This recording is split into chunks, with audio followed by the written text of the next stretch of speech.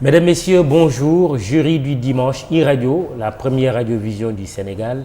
ITV, votre chaîne préférée, et imedia.sn, votre site de référence. Nous avons l'honneur de recevoir Madame Binta Diop. Bonjour. Bonjour Mamadou. Envoyé spécial du président de la Commission de l'Union africaine pour les femmes, la paix et la sécurité et présidente fondatrice des femmes Africa Solidarité. Titulaire récemment d'un PhD en relations internationales et diplomatie, vous avez une très grande expérience sur les questions de leadership, les questions africaines, les questions internationales. Leadership, le mot est utilisé partout, au féminin comme au masculin. Quelle signification recoupe le leadership des femmes en général et en Afrique en particulier? Merci beaucoup. Vous me permettrez tout d'abord, Mamadou, de vous saluer et remercier pour cette invitation. Pour moi, c'est un honneur. Partout où je me trouve, je suis vos émissions de grande qualité, par la substance de ce que vous faites. Donc, vous m'honorez en étant avec vous ce dimanche. L'honneur est partagé. Donc, merci beaucoup. Merci beaucoup. Oui. Le leadership, pour nous, c'est à tous les niveaux. Mais c'est un leadership que nous voyons au centre de tout ce que nous faisons en Afrique. Pour être le moteur de la transformation, il faut un leadership. C'est vrai qu'il faut tout ce qu'il faut en termes d'écosystème pour que nous puissions décoller. Mais le plus important, c'est le guide. Et c'est celui qui a la vision. C'est celui qui, dans cette vision, est aussi inclusif pour apporter son monde. Donc la participation. Et c'est ça, ce leadership. La vision et de est répondre, une condition sine qua non. Une vision pour le développement soit de sa communauté, parce que moi, quand on parle de leadership, je dis même les femmes et les jeunes sont des leaders à la base par rapport à ce qu'ils représentent dans leur communauté. Donc il ne faut pas voir ce leadership juste, comme on dit, on top, au plus haut niveau, mais ce leadership, c'est vraiment à tous les niveaux. Mais c'est cette vision, cette détermination de transformer, de contribuer, d'apporter, mais aussi d'avoir le sens de l'éthique par rapport à ce que nous faisons. Et ça m'amène réellement dans toutes les femmes par rapport à leur exposition. Si je parle de leadership des femmes, et hier, avant-hier, on a lancé le mouvement des femmes leaders au Sénégal. Le réseau des femmes leaders, à la tête Ellen Johnson Sirleaf et tous les anciens présidents. Mamadou, c'est de dire que le Sénégal a été quand même le berceau, comme on dit, de leadership des femmes. Oui. On parle des femmes de Telat Nder, on parle des femmes Yacine Boubou, on parle de Mame Diarra Bousso, de tant de femmes leaders et plus récemment de Maïmouna Kane, la première femme que nous connaissons qui a, dans le gouvernement de Senghor, qui a montré ce leadership-là, mais aussi le fait d'amener sa communauté pour monter, pour rehausser. Et c'est ça, ce leadership que nous voulons voir, cette émergence au Sénégal. Il est toujours là, ce leadership? Je pense qu'il est là. Il est là, peut-être dormant. Pas nostalgique? Non, il est là, il est dormant. Moi, ce que je dis, c'est que, surtout avec les jeunes à tous les niveaux, et même au niveau rural, c'est elles qui transforment, c'est elles qui se battent, mais c'est cette visibilité que nous voulons. C'est que ce leadership soit visible actuellement. Et fédéré. Et fédéré. Parce que nous avons le mouvement associatif très fort en Afrique. Pas seulement ici, dans le monde rural, dans la vie sociale, dans les fondations, dans les familles. Il y a toujours la femme qui est au front. Mais c'est de fédérer ces énergies et en faire des synergies et faire en sorte que ce leadership émerge. Et c'est ça. Parce que ce que nous voyons, les défis que nous avons en Afrique, Et peut-être nous en reviendrons. Surtout sur la question des crises que nous avons dans notre région, mais particulièrement dans d'autres, dans le monde actuel. Si nous n'avons pas l'émergence de ce leadership, je dirais pas seulement féminin, mais aussi masculin, ensemble.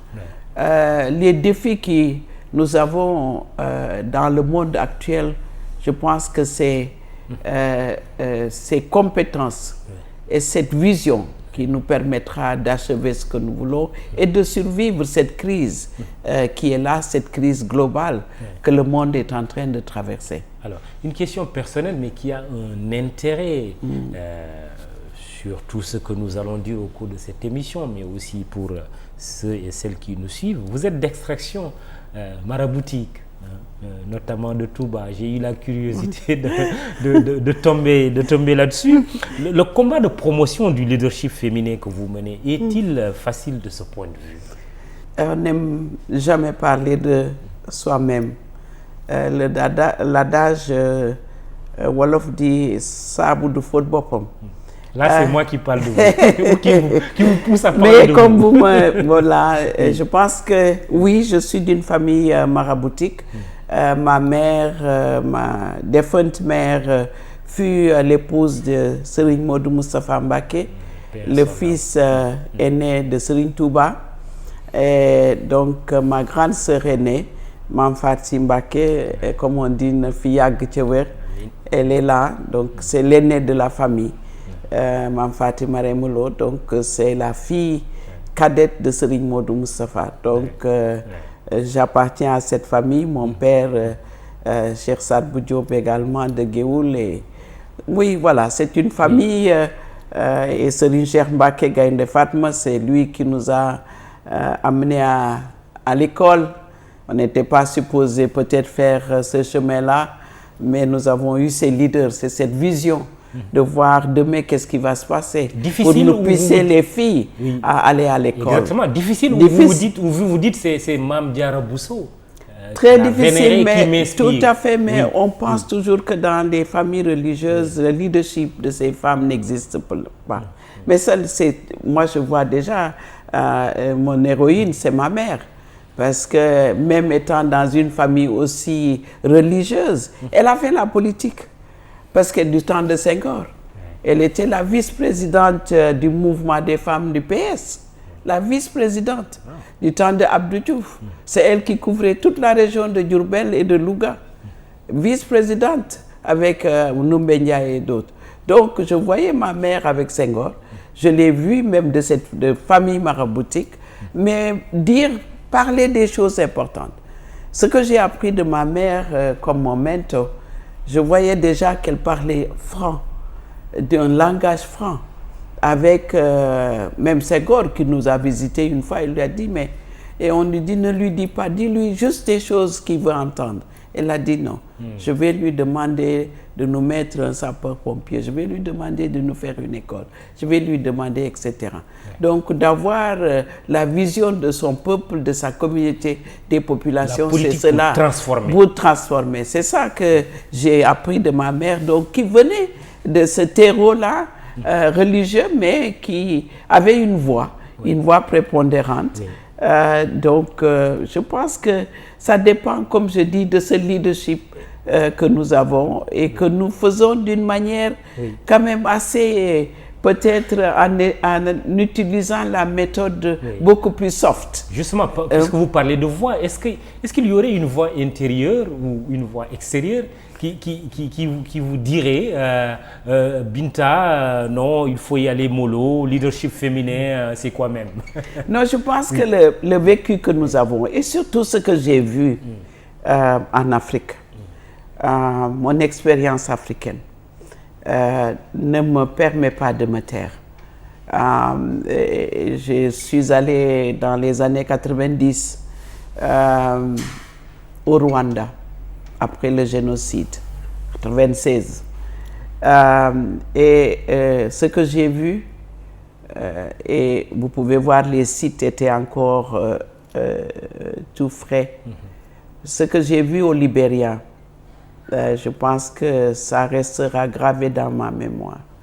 Et depuis lors, j'ai sillonné la Somalie, la Sierra Leone, toutes les crises que vous voyez partout. Donc cette voix qui était certainement interne, parce qu'on nous dit que cette voix doit être très douce et interne. C'est pourquoi nous sommes d'ailleurs médiatrices, parce qu'on peut aller discuter, parler, mais à un moment donné aussi, il faut dire non. Et c'est ce que je fais. Donc une voix interne qui s'élève pour dire qu'il faudrait aussi qu'on se mette ensemble pour et ne plus supporter ce qui se passe sur le terrain. Jamais une voix externe qui vous dit arrêtez? Non, je n'arriverai pas. C'est mon sacerdoce ce que je fais, Mamadou. Partout où je vais, c'est les voix des femmes. C'est ce que je transporte avec moi. C'est ce que les femmes me transmettent. Comme je dis toujours, c'est la voix des sans-voix. Parce que celles-là, elles sont silencieuses. Celles qui sont utilisées, dont les corps sont utilisés comme armes de guerre à l'est de la RDC. Vous le savez, étant journaliste, vous voyez ce qui se passe dans le monde, très près de nous, dans le Sahel. Donc c'est cela, ces femmes qui sont silencieuses, ces jeunes filles qui sont silencieuses, c'est celles-là qu'il faut accompagner. Et pour moi, c'est, comme je dis, c'est un devoir impératif de parler pour ces femmes de ce qu'elles subissent, mais aussi de leur contribution. Parce que ce qu'il faut comprendre, c'est que l'Afrique résiste grâce à ces femmes-là. On les appelle pas des victimes, je ne les vois jamais comme victimes, je les vois comme résilientes. Parce que malgré ce qu'elles subissent, elles sont là, dynamiques. C'est elles que vous trouvez dans les champs, c'est elles qui nourrissent leur population, la terre. Donc vous voyez, c'est pour ces femmes que nous devons continuer de parler. Alors, jury du dimanche, Madame Binta Diom en est l'invitée à la présentation Mahmoud Ibra Kane, dimanche 12 juin 2022. Faisons une photographie de la situation politico-sociale du Sénégal. Je sais aussi votre devoir de réserve, mais je pose quand même la question. Le gouvernement annonce l'arrestation de rebelles présumés à Dakar. Ousmane Sonko accuse le pouvoir de sabotage de son véhicule et de tentative d'assassinat. Ahmed Suzanne Camara appelle à tuer le leader de PASTEF. Le député Cheikh Abdou Bara Dolimbaké tient des propos jugés irrévérencieux contre le président de la République. Je sais qu'au Sénégal, on joue beaucoup à se faire peur, surtout à l'occasion des élections. Mais quelle réflexion vous inspire ce cocktail apparemment explosif en matière de prévention, de gestion et de résolution des conflits? Vous m'amenez dans le contexte de 2014, les élections qui a eu lieu. Je crois que c'était à cette période, n'est-ce pas, 2000, entre le gouvernement, le président Sall et le président Abdoulaye Wade. J'ai passé ma vie... 2011-2012. Oui. 2011-2012, voilà. Je suis venu au Sénégal à ce moment précis, surtout pour voir ce qui se passe, les prémices d'un conflit préélectoral. Je me trouvais un jour quelque part et j'ai vu des bombes lacrymogènes. Les jeunes et les services de défense et de sécurité. Et j'ai dit, mais j'ai passé toute ma vie à résoudre des conflits, à faire la médiation, à soutenir les femmes. Et là, je dois me mobiliser pour mon pays. Oui. C'est ce que j'ai fait pour créer ce qu'on appelait Etudiam. Mais en le faisant, c'était dans l'objectif de dire, de toute façon, le Sénégal est un et indivisible. Et que ce que nous devons voir, c'est le lendemain. Et ce que nous devons faire pour les jeunes, c'est d'avoir la paix et de venir au dialogue. Parce que des tensions et des conflits, il y en aura toujours. Surtout dès cette période. Parce que peut-être en général, je ne parlerai pas du Sénégal. Je parlerai en général de l'Afrique. De ce que nous voyons en termes de gouvernance. Et vous savez, ces principes que nous voulons voir se mettre en place, que ce soit l'inclusion, la participation, que ce soit la transparence dans nos ressources, que ce soit tous ces principes pour lesquels nous nous battons, l'accountability, comme on dit, la redevabilité à son peuple, tous ces principes, l'état de droit, tous ces principes fondamentaux qui font que, en les exerçant et en les mettant en œuvre, ça nous permet de transcender beaucoup de problèmes. C'est des indicateurs clés. Oui. Je vous ai vu avec l'indice de Mo Ibrahim sur la gouvernance. Oui. Un des mots-clés, c'est les femmes, évidemment. Comment l'inclusion des femmes. Mais pour revenir à cette gouvernance, Mamadou, c'est de voir que l'absence de la mise en œuvre de ces indicateurs nous amène à des situations des fois très difficiles. Est-ce que la situation au Sénégal est préoccupante? Je pense qu'elle est manageable. On peut la gérer parce que le Sénégal a une histoire. Le Sénégal a une histoire démocratique que tout le monde nous a toujours enviée. On arrive toujours à se tirer, mais nous avons, par exemple, en 2012, c'est les religieux que les femmes, on a été voir en leur disant, hein, les ressources, c'est vrai qu'elles sont là, il faut les partager, il faut l'inclusion, il faut une ouverture démocratique et tout cela, mais faisons le dialogue, asseyons-nous autour de la table, mettons les choses en place et faisons en sorte que nous puissions transcender et dépasser donc cette situation. Vous êtes prêt à reprendre votre bâton de pèlerin ou de pèlerine? Non, c'est sûr que les femmes sénégalaises, pas seulement moi, je ne représente que l'infime une Binta Diop dans cette population de femmes qui sont mobilisées. Elles vont certainement de tous les côtés se mettre ensemble et dire allons vers l'essentiel. L'essentiel, c'est de préserver notre environnement. C'est ce que je dis en RDC, c'est ce que je dis au Libéria et ce que j'encourage les femmes à faire et de se mettre dans cette ligne médiane. Vous savez, on peut appartenir à différents partis politiques. Ouais. C'est la réalité. Vous savez, chacun a sa spécialité ou comment je dirais, on est différent. Soit religieusement, soit d'une façon de sa religion ou de son ethnie ou de son appartenance politique. Mais ce qui est essentiel à la fin, c'est que c'est le Sénégal qui nous unit. Et ce Sénégal, ce Sénégal doit rester uni. Et c'est là ce que je dis, les femmes devront, et je serai là pour les soutenir, pour faire la médiation, mais comme on dit en douce, comme on l'a fait dans la Manu River, du temps du Libéria. C'est les femmes qui ont apaisé, comme on l'a fait en Sierra Leone et dans d'autres pays, pour calmer le jeu.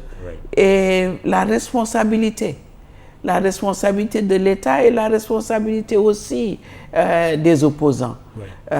Donc on connaît les dynamiques, ce qui fait que certainement chacun a besoin de pouvoir, chacun a besoin d'être là, chacun a besoin de partager les ressources, chacun s'y voit à la place de l'autre, et c'est pourquoi nous disons il faut mettre les femmes.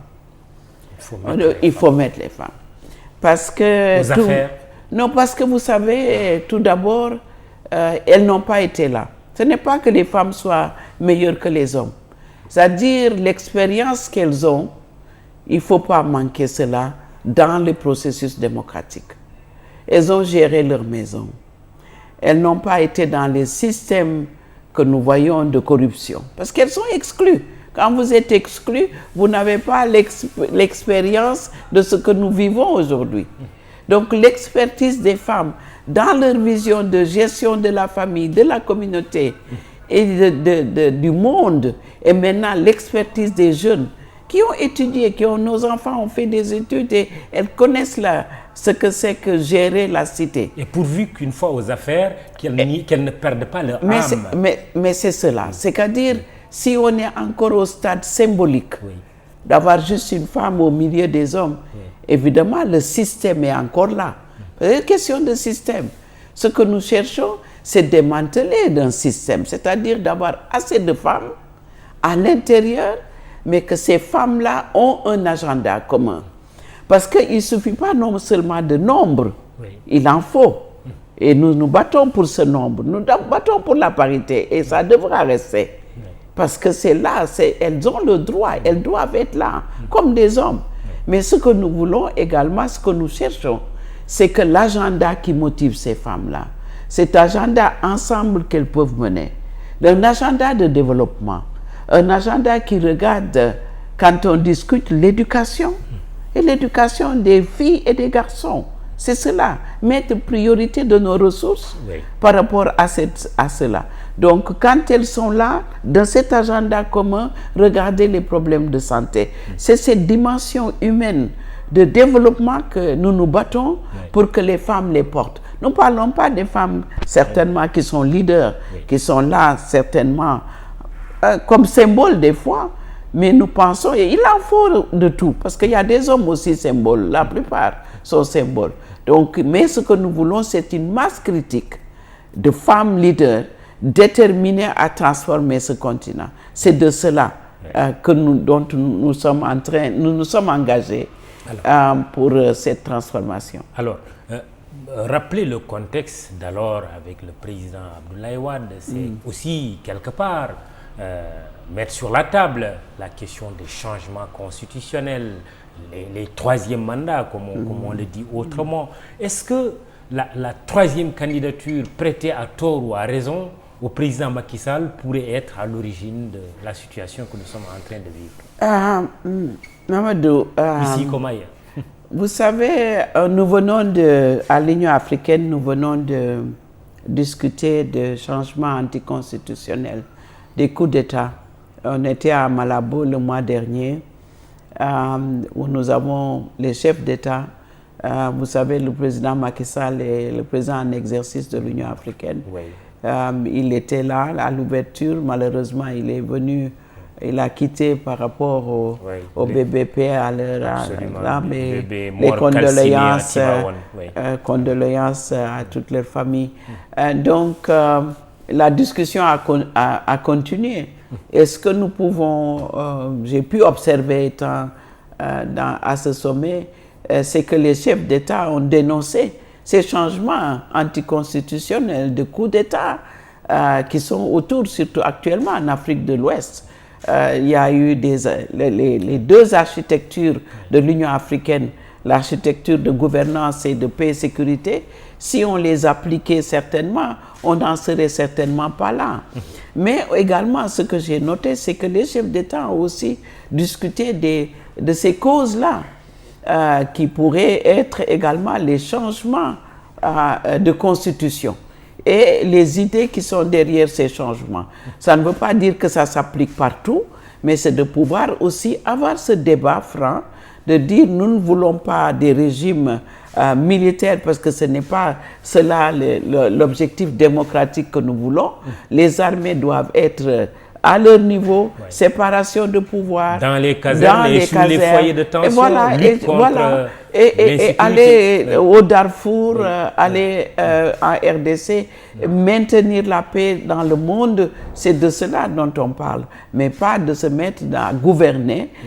Mais il faudrait également voir qu'est-ce qui motive cela. Et inversement, les civils aussi, leur responsabilité à eux. À eux également de voir qu'est-ce qui a été fait et pourquoi on en est arrivé là. Il faut toujours se poser la question, pourquoi on arrive là, pour qu'on puisse aussi retourner en arrière et rectifier certainement. Créer un cercle, oui, allez-y. Oui, je ne parlerai pas seulement de la sous-région, mais ça se passe également ailleurs. Ce que nous voulons, c'est de faire en sorte qu'il y ait cet équilibre-là et que dans le Sahel, mais ailleurs et dans le monde, qu'on puisse voir les institutions de gouvernance avec une séparation de pouvoir et de gestion.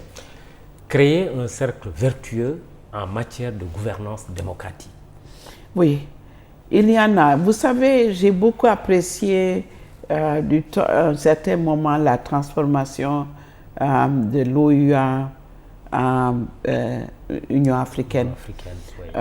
De déterminer de sortir, je ne dirais pas du joug de la communauté internationale, mais aussi de continuer. Et actuellement, il y a certains leaders au niveau de la Commission de l'Union africaine qui veulent créer ce cercle également, de dire un cercle de leaders, un cercle de champions, pour dire nous voulons aller dans cette transformation de l'Afrique, au point de vue économique, au point de vue socio-culturel. Nous avons eu récemment même un sommet sur la masculinité positive, que les hommes parlent des violences contre les femmes que nous avons vues durant la Covid-19 partout dans le monde, pas seulement en Afrique, mais un cercle aussi de femmes, comme on dit, qui ont la vision, qui ont été l'éthique, la déontologie qu'il faut. Et ce cercle-là, nous sommes en train de le créer pour qu'on puisse participer aux institutions démocratiques. Il le faut. Il faut que ce soit des leaders politiques, des leaders économiques, mais qui sont concernés, qui sont préoccupés par la situation de l'Afrique et s'engagent dans cette transformation. Arrêtons-nous un instant sur les femmes, ou revenons encore aux femmes. C'est une prise de conscience des dirigeants du continent avec ces responsabilités que vous occupez aujourd'hui?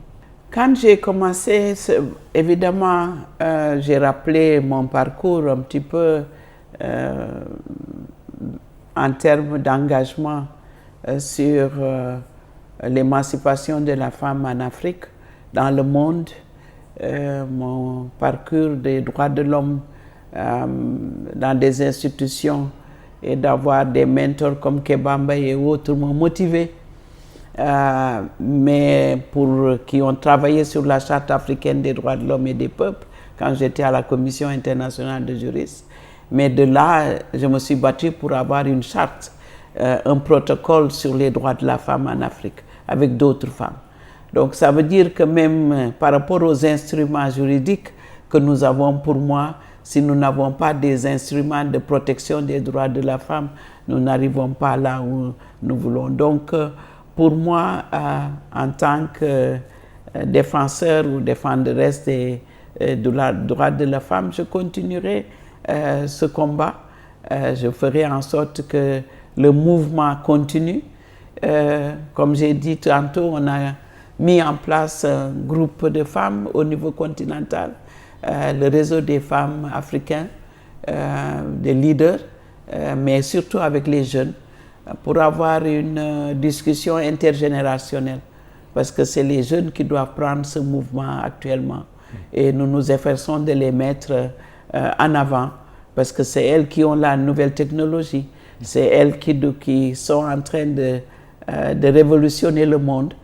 Donc nous avons fait ce que nous pouvons, mais maintenant il faut passer le bâton à la nouvelle génération et les accompagner. La transmission et les accompagner. Mais pour qu'il y ait transmission, c'est que vous êtes encore là, vous devez être là pour transmettre. On sera toujours là et nous prions pour que nous puissions leur transmettre encore autour d'un dialogue intergénérationnel, recevoir et donner également. Pas de paix, pas de sécurité sans les femmes en Afrique, dans le monde. Je vous dis que quand j'ai commencé l'envoyé spécial, le bureau, j'avais 17 pays qui étaient concernés par cette question seulement de femmes, paix, sécurité. Et le travail et certainement le respect que les femmes ont mis à ma modeste personne m'ont permis de mobiliser 30 pays actuellement en Afrique qui ont mis en place des programmes et des plans d'action sur femmes, paix et sécurité. J'ai pu, par ma modeste personne également, mettre en place des politiques pour les forces de défense et de sécurité, pour le respect des droits de la femme. J'ai pu également créer des centres, comme on dit, des one-stop centers, des centres qui permettent aux femmes d'avoir des lieux de havre de paix quand nous voyons les violences contre les femmes, où elles vont trouver l'appui psychologique, l'appui juridique, mais également au-delà, parce que nous avons des solutions africaines Et c'est ces solutions-là que nous sommes en train de mettre en place dans beaucoup de pays également. Donc, mon mandat à l'Union africaine, au bout de 8 ans, c'était d'engager les États membres à prendre en charge cet agenda. Et maintenant, 30 femmes, paix, sécurité. Oui. Au centre. Oui, au centre, c'est-à-dire dans la prévention, la gestion et la résolution et la reconstruction post-conflit. Parce que dans le domaine économique, si les femmes ne sont pas accompagnées pour apporter leur contribution, j'ai dit parler de l'agriculture, j'ai parlé d'autres écosystèmes, le domaine maritime et d'autres, les ressources que nous avons, les femmes doivent être là pour là. Elles sont là déjà, mais c'est de, comment on dit en anglais, scale it up, c'est d'augmenter. Parce que sans elles, nous n'allons pas atteindre, on était à 7% de croissance. Maintenant, on est descendu à 1%, 2%. Mais je veux dire, c'est de méconnaître ce problème économique, la croissance économique, comment le développement, comment ça peut se faire, ces processus. Parce que si 50% de la population qui a une expérience énorme est exclue, comment nous pouvons décoller? Oui, promouvoir l'inclusion, mais aussi l'économie solidaire. L'économie solidaire, c'est de cela qu'on parle, parce que c'est ça qui est le soubassement même de l'économie dont on parle au niveau macroéconomique. Donc pour nous, c'est d'abord voir cette base, la soutenir de ce qu'elle fait dans le micro, mais l'amener au macro. Nous avons créé récemment même un fonds avec la Standard Bank en Afrique du Sud, un fonds pour les femmes entrepreneurs. Parce que ce que nous voyons, ce n'est pas seulement de dire il faut aller dans les micros. Les femmes disent on n'est pas des micros, on est également des macros. Regardons ce leadership on top. Faisons des funds management. Faisons en sorte que des femmes managent des banques. Ne pas seulement les mettre dans le microcrédit, une façon de poursuivre la domination. Créons des Ngozi, créons des Tidjan Cham, créons des... Voilà, qui managent les fonds en Afrique. Nous avons assez de ressources et c'est de cela. Mettre ces fonds à la disposition des femmes, pas seulement au niveau micro, mais au niveau macro. Alors, parlons d'éducation, mais surtout de l'éducation des jeunes filles. Ça également, c'est un défi sur le continent. Nous rentrons par exemple du Niger, où la scolarisation des filles est un sujet de préoccupation pour le président Bazoum. Alors, cela rime avec mariage précoce. Les statistiques sont effarantes. 52% des filles au Niger de moins de 15 ans ont eu au moins un enfant, avec leur lot de déperdition scolaire, mais aussi de conséquences négatives sur la croissance démographique. Que vous inspire un tel sujet, la scolarisation des filles, pas seulement au Niger, mais on peut aussi parler de la région du Sahel de manière générale, y compris le Sénégal. Mais seulement en Afrique, pour nous, c'est une préoccupation à l'Union africaine, le mariage précoce. Et certains d'entre nous disent même que c'est un viol, évident. Une fille de 8 ans mariée, pour nous, et nous voyons ces phénomènes, c'est presque des achats. Acheter les jeunes, et nous voyons également c'est des personnes très âgées qui prennent ces filles, et c'est ces phénomènes que nous trouvons, mais que nous dénonçons et que nous accompagnons, parce que c'est l'éducation qui est la réponse clé, comme vous l'avez dit. Le Niger fait beaucoup d'efforts dans ce sens. J'ai visité plusieurs fois ces centres qui hébergent ces jeunes filles avec leur corps meurtri, et pour les ramener à l'école. Je crois que l'éducation est clé. Nous avons des champions. Le président de la République du Sénégal, M. Macky Sall, est champion de l'éducation, parce qu'à l'Union africaine, nous avons des champions qui poussent et qui, comme on dit, mesurent les progrès. Parce que ce qu'il faut, ce n'est pas seulement des politiques. En quoi ils sont champions? Mais c'est parce que c'est ce que nous disons, c'est que il en faut des champions, même au niveau des communautés. Il faut des gens qui portent cet agenda pour dire c'est une priorité. Mais quand c'est une priorité également, c'est la redevabilité et la mise en œuvre. C'est de voir dans les pays avec des indicateurs clés, de voir comment la mise en œuvre s'est faite. Comment au Niger, ont les ressources, comme le Parlement du Niger emploie donc les ressources, son budget annuel pour l'éducation. Donc c'est cette surveillance qu'on demande aux champions et qui regarde les 55 pays de l'Afrique et comparer, échanger les expériences, c'est de prendre cet agenda en main, en faire une priorité pour le continent.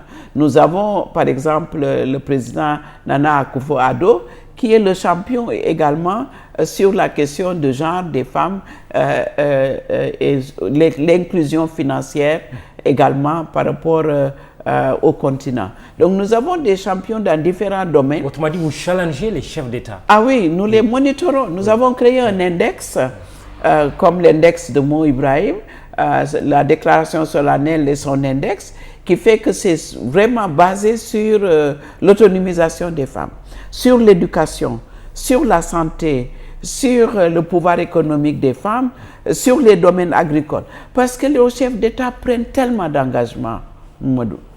30% des terres arables doivent aller aux femmes. L'engagement est là. La parité, le principe de parité, 50-50, l'engagement est là. Et l'engagement également que dans les marchés publics, 30% des marchés publics doivent aller aux femmes. Est-ce que nous voyons cela se passer dans tous nos pays? Et pour nous, ce que nous faisons, c'est cette surveillance, c'est l'alerte, mais également de le dénoncer. Pour vous, les actes ne suivent pas les paroles pour l'instant? Non, les actions.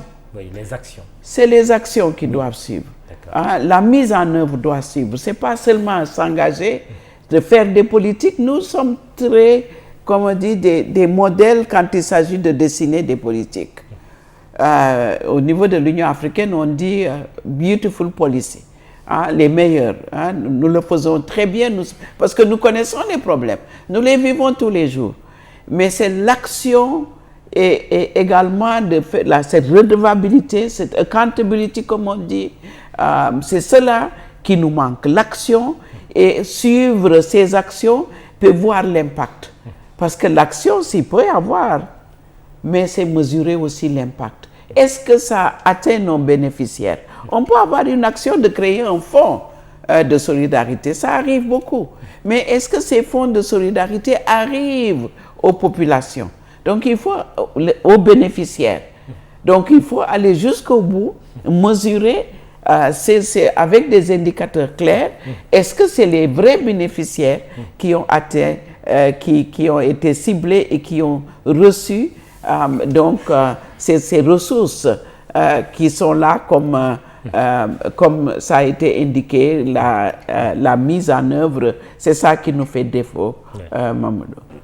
Binta Diop, une réflexion, c'est un peu cette opposition, en tout cas apparente ou latente, ou même réelle, c'est selon, entre les hommes et les femmes, en tout cas que certains et certaines font souvent. Est-ce qu'il n'y a pas une éducation à la complémentarité pour que chacun comprenne l'autre dans une perspective positive? De contribution. C'est vrai que aujourd'hui, il y a cette dualité, mais il y a beaucoup d'hommes qui comprennent. Parfois. Qui comprennent, comme vous, les HIF aussi. Et quand on parle de masculinité positive, c'est que les hommes puissent comprendre qu'une société ne peut se construire que c'est parce que nous sommes ensemble. C'est ce contexte dans l'éducation, vous l'avez rappelé tout à l'heure, qu'il faut certainement, en commençant par la famille, de pouvoir dire que des droits, les femmes en ont, droit à l'héritage, certainement, droit à accès aux ressources de son pays. Donc c'est une question d'équité, c'est une question également de justice sociale, c'est une question de faire en sorte que sa fille, parce que moi je vois beaucoup d'hommes quand on parle de leur fille, ils sont prêts à dire oui pour ma fille, je me battrai pour tel et tel, je pense que c'est également pour sa femme et pour sa famille, pour sa mère. Donc c'est de faire en sorte qu'une société avance avec des hommes et des femmes. Mais c'est surtout une question de pouvoir. Il faut l'analyser. Les hommes ont été là depuis longtemps et occupent des positions, soit dans la société, soit dans les institutions. Et pour eux, il n'est pas question de perdre cette autorité-là. Alors que pour vous, la parité n'est pas négociable. Pour nous, actuellement au Sénégal, mais partout en Afrique, c'est des principes. Et ces principes-là, pour nous, nous ne pouvons pas y revenir. Et j'ai entendu l'autre jour Macky Sall le dire, et j'espère que également d'autres de l'opposition et autres vont comprendre que c'est une demande des femmes. Tout le monde devra le dire, la parité est là et il ne faut pas contester cela. Les femmes se sont battues pendant des siècles pour arriver à cette reconnaissance, c'est-à-dire hommes-femmes, pouvoir décider ensemble de la gestion de la chose publique, de nos ressources. On nous dira, mais les hommes peuvent distribuer pour vous. C'est vrai, les hommes, et nous en avons. Mais je suis sûre, pour une distribution équitable, il faudrait que les femmes soient à la table de négociation. Sinon, les hommes vont négocier pour eux. Mais comment négocier pour toute une communauté? Je pense que c'est ce que nous devons faire pour que les femmes puissent être à la table de négociation. Nous n'allons pas négocier la parité. Elle est là, elle doit rester. Quitte à disqualifier une liste ou un candidat qui ne respecterait pas la parité. N'étant pas du tout dans cette... connaissant donc ces dossiers aussi clairs que cela, mais si les lois, parce il y a des lois qui doivent régir et qui sont là, qui accompagnent cette parité, n'importe où, que ce soit au Sénégal ou ailleurs. Une fois que nous voyons que ce n'est pas... Parce que par exemple, l'Union africaine, nous avons la parité. La parité, 5 femmes, 5 hommes. Maintenant, c'est 4 femmes, 4 hommes. Et quand on fait les élections, et ça a été aussi une bataille qu'on a menée avec le président Abdoulaye Wade. Et quand le président, au niveau de l'Union africaine, il faut se rappeler que cette parité est venue d'abord de l'Union africaine. C'était une loi que nous nous sommes battus nous-mêmes. Et c'est cette loi qui est en train de faire tache d'huile dans nos pays. Donc cette loi, elle doit être appliquée partout. Donc quand nous avons une liste au niveau de l'Union africaine et cette liste n'est pas paritaire, nous la rejetons au niveau de l'Union africaine. C'est cela qui se passe. Au niveau national, ça doit être la même chose. Certainement, si les lois sont les mêmes. Si ça a été mis en œuvre, je n'ai pas moi-même toutes ces données, mais ce que je veux dire, à l'Union africaine, d'où ça vient, on a 4 hommes, 4 femmes, les élections sont là. S'il y a une liste des États qui viennent sans cette liste-là, nous disons non, allez revoir la copie et revenez également avec une autre copie parce que nous avons besoin de 4 hommes et de 4 femmes. Alors, le terrorisme, c'est aujourd'hui un fléau en Afrique, et notamment la sous-région ouest-africaine, et on s'aperçoit que les femmes, les enfants et d'autres personnes qui sont démunies, disons, sont souvent les plus vulnérables, les personnes les plus vulnérables. Alors, que faudrait-il faire? Ou ne faudrait-il pas aller vers plus d'intégration en matière de sécurité, parce que chacun de nos pays, pris individuellement, aura de la peine à faire face à ce terrorisme. Que faudrait-il faire? Vous savez, l'Union africaine a dessiné cette architecture de gouvernance et paix et sécurité. Et nous demandons une armée intégrée, comme vous dites, une armée panafricaine. Ouais. Ne pas toujours faire appel aux autres armées. Qui viennent, je pense que... Oui. Et aussi envoyer même nos armées au Bangladesh ou ailleurs, c'est ce qu'on fait. Oui. Mais c'est de fédéraliser, fédérer, mettre ensemble nos synergies et créer cette armée-là. La force qui est en attente. Nous avons cette force, si nous le mettons en œuvre, je pense que nous pouvons. Mais ce que je voudrais dire également, c'est que saluer les forces de défense et de sécurité. Quand moi je visite la Somalie ou je visite la RDC, je suis tout le temps dans les zones de conflit depuis plus de 40 ans, dans les zones où personne ne va. Et je vois le travail qu'elles accomplissent. Et j'ai fait mon plaidoyer pour qu'il y ait plus de femmes dans ces forces de défense. Parce que les femmes sur le terrain demandent cette proximité avec des femmes de force. Donc au Sénégal, on a beaucoup plus maintenant de femmes dans les maintiens de la paix, de forces de police, de la gendarmerie, etc. et militaires. Et d'autres pays, l'Éthiopie, etc. Mais ce que nous voyons également... Aussi que là, dans les théâtres d'opération, il y a des risques. Est-ce que les femmes sont prêtes aussi à aller jusqu'à... Ah oui, les femmes sont prêtes. Moi, je les ai vues. Et combattre.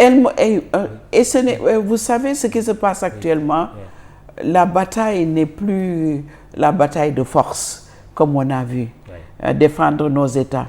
Maintenant, c'est l'intelligence, c'est stratégique. Et tout ce qui est aussi les nouvelles technologies. C'est cela.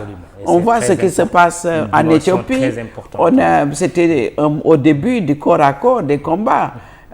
Mais quand une partie a commencé à utiliser des drones, etc., je crois que c'est devenu autrement. Donc, pour revenir à cette question, il y a aussi la sécurité qui n'est pas seulement cette sécurité de forces armées, mais aussi une sécurité des communautés. En Somalie, ce que nous avons fait, parce que l'Union africaine, c'est nos forces africaines qui ont, en ce moment, en train de combattre Al-Shabaab, mais avec l'appui des communautés. Les communautés se sont organisées pour détecter, et c'est votre question en premier, comment faire quand on détecte des terroristes? Des terroristes qui sont là, comme on dit, qui viennent et qu'on croit que c'est pour le bien de la population parce qu'ils s'intègrent. On a vu leur méthodologie. Ils s'intègrent, ils donnent de l'eau. Ce qui manque, c'est pourquoi j'en reviens à la mauvaise gouvernance des fois que nous avons, qui donne à ces populations de l'eau, l'éducation, et qui s'intègrent dans la communauté, mais qui sont là pour perpétuer, pour engager, pour recruter et voir utiliser le terreau fertile de pauvreté. Mais quand nous faisons ce combat avec les communautés, on voit même quand qu'ils partent, ils détruisent toutes les infrastructures qu'ils ont construites. On se pose la question, si vous étiez là pour cette communauté ou si vous étiez là pour votre propre cause. Et surtout qu'elles sont utilisées par d'autres facteurs. Vous savez, et engager les jeunes. Combien de terroristes, des enfants qui étaient terroristes, au Tchad, du lac du Tchad-Bassin, je les rencontre, j'ai rencontré des femmes qui étaient des suicide bombers, qui avaient des bombes, qui ont échappé. Une qui m'a dit, elle a perdu ses jambes, qui me dit, moi j'ai éclaté la bombe, j'ai perdu ceci, mais je suis vivante. Voilà comment on m'a enrôlée. Il faut combattre, et le combat des communautés. Elles ont engagé dans une façon de récolter les informations, dans les cérémonies, détecter qui est nouveau, qui est là, qui est en train de recruter cela, et d'une intelligence coordonnée, pouvoir dénoncer ce qui se passe à la base. Terrorisme, mais aussi autres formes de conflit. On est à deux doigts d'une guerre si on ne fait pas attention entre la RDC et le Rwanda. On sait également la question du Darfour. Justement, on s'est rendu compte que la diplomatie religieuse peut être également mise à contribution et peut même être efficace. Je parle par exemple de cette médiation au Darfour du Khalife Cheikh Mahi Niasse. C'est réellement, il faut le féliciter. Moi, j'ai fait plusieurs fois le Darfour et je peux vous donner cette anecdote. Une des femmes, des personnalités avec qui je travaille, une Sénégalaise, Marema Thiam, je vais la nommer quand même. Elle était au Darfour, elle travaillait avec nous et elle est allée en mission. Donc je lui ai demandé d'aller voir le gouverneur. Le gouverneur avait le seul appareil d'hélicoptère pour qu'elle bouge. Et vous savez, c'est grâce à cette religion, quand elle a dit d'où elle venait, qui elle était, et le gouverneur du Darfour lui a dit, je vous donne l'hélicoptère pour que vous puissiez faire toute la mission que vous voulez dans cette région du Darfour. Donc moi, j'ai su l'influence des religieux et surtout des Niassènes. Chaque fois qu'on s'asseyait avec ces groupes, avec les femmes, à travers cette vision religieuse, elles nous écoutaient. Et je pense que même dans le nord du Nigeria, alors pour nous, cette dimension religieuse est très importante dans la médiation, il faut le saluer également. Comme au Sénégal, on a vu ce qui s'est passé avec le khalife. Il suffit qu'ils se mettent ensemble et qu'ils parlent d'une seule voix et on voit que tout le monde obéit par rapport à la parole du khalife. Terminons par la médiation du président de l'Union africaine, le président Macky Sall du Sénégal, qui était en compagnie du président de la commission de l'Union, le Tchadien Moussa Faki, dont vous êtes d'ailleurs l'envoyé spécial. Quelle réflexion vous inspire cette médiation du président Macky Sall, qui a rencontré le président Poutine et qui veut rencontrer le président Zelensky? Je pense qu'il joue son rôle principal en tant que le président de l'Union africaine, le président de l'Afrique. Mamadou, il faut qu'on se rappelle que l'Afrique a été frappée, fouillée par Covid-19. Et le président Ramaphosa, qui était en exercice, a déployé tous ses efforts pour que l'impact ne soit pas aussi comme c'était annoncé, préannoncé que l'Afrique serait l'hécatombe. Nous avons résisté par plusieurs facteurs. On étudiera peut-être le climat, mais aussi la résistance de l'Afrique. On l'a démontré. Et on n'avait pas besoin, à la suite de cela, de rentrer dans une guerre entre l'Ukraine et l'Union soviétique et Moscou. Donc, pour nous, c'est vraiment le travail de Macky Sall. Il est arrivé là, à ce moment, et il a le devoir d'aller négocier, et comme Ramaphosa l'a fait pour avoir des vaccins, maintenant lui, c'est son devoir d'aller pour demander ce corridor pour que nous... il y a la crise, crise, c'est ça, la crise financière, la crise pétrolière qu'on a, et cette crise alimentaire. Sinon, l'Afrique sera encore cette prévision. Donc, mais en même temps, faire la médiation. Vous savez, l'Afrique demande son siège au Conseil de sécurité depuis longtemps.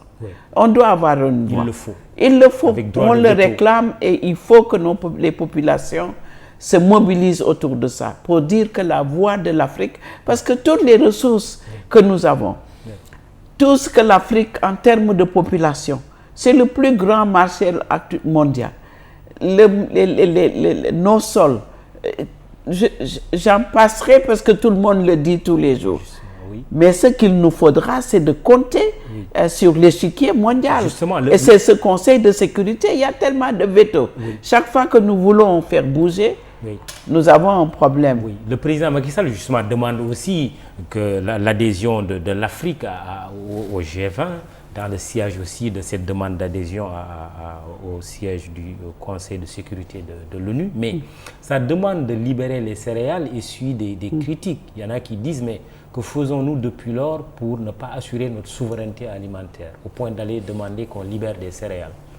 On s'était rendu compte durant Covid qu'on n'avait pas assez de structures sanitaires. L'Afrique manquait aussi de ces structures. Nous étions tout le temps à la recherche d'aller, c'est la même chose. Nous avons les terres, nous avons l'eau, nous avons le soleil, tout ce qu'il nous faut, la jeunesse, tout ce qu'il faut. Mais il faut toujours, dans ma situation où je suis en tant qu'envoyée spéciale et même en tant qu'actrice, je me rends compte qu'il faut des conflits de ce genre pour faire naître des opportunités. J'espère. Ces opportunités, mais il faut les saisir. C'est le moment. C'est le moment de dire non, plus jamais ça. Il faut des infrastructures sanitaires. Il en faut beaucoup. Il nous faut également donner la terre, accès à la terre, et surtout aux femmes, qui représentent 70% de la main-d'œuvre agricole. Dans la chaîne de valeur, que ce soit dans la production, jusque dans la transformation. C'est les femmes. Donc il faut donner tout ce qui est, on dit, tout ce qui est mécanique, mechanization, comme on dit en anglais. Il faut également leur donner accès aux finances. Mais c'est ça qui va faire que les femmes vont continuer à nourrir, mais aussi à vendre et à exporter. Parce que l'Afrique peut nourrir le monde. C'est cela dont on parle. Ce n'est pas seulement nous nourrir, mais nourrir le monde parce que nous avons tout ce qu'il nous faut. Mais c'est les autres qui viennent dans nos terres, qui sont en train de prendre nos terres, qui sont en train de prendre nos ressources pour aller eux-mêmes se nourrir. Ou des fois même revenir pour nous nourrir. C'est ce paradoxe-là qu'il faut redresser. C'était votre appel de juin, puisque le mois de juin est souvent l'occasion de lancer des appels. En tout cas, c'était un plaisir de vous recevoir, Binta Diop, envoyé spécial du président de la Commission de l'Union africaine pour les femmes, la paix et la sécurité, présidente fondatrice de Africa Solidarité. Elle était l'invitée du jury du dimanche, présenté par Mahmoud Ibra Kane, à la réalisation Babacar Ndiaye, Modou et toute l'équipe technique. Pour le compte d'Imedia.sn, Babacar Fall, au texte, à la photo, Abdoulaye Silla et Papdoudou Diallo, réseaux sociaux, Biram Pouy et Fatima Taba. Retenez ce rendez-vous demain lundi sur ITV et iRadio à partir de 20h. L'entretien exclusif du président Mohamed Bazoum à l'occasion de sa première année de pouvoir. Le chef de l'État nigérien a choisi de se confier à des journalistes de la presse ouest-africaine. Le groupe E-Media y était à Niamey, à suivre donc lundi. Merci Binta Diop. Merci beaucoup et nous allons également continuer cet appel.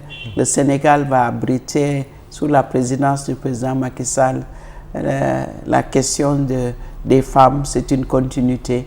On le fera ici au Sénégal, surtout après le lancement du réseau des femmes leaders d'Afrique.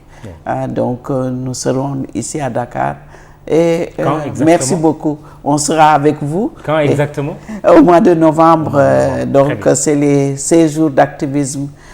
Et le Sénégal va recevoir l'Afrique, les femmes africaines sous le leadership du président en exercice de l'Union africaine. Mais nous demandons à tout le monde de s'allier à cet événement-là. Donc c'est un appel aujourd'hui que nous faisons. Merci et nous pensons que réellement votre télévision pourra nous accompagner par rapport à cet événement. Nous serons à vos côtés. Merci beaucoup. Bon dimanche, rendez-vous dimanche prochain.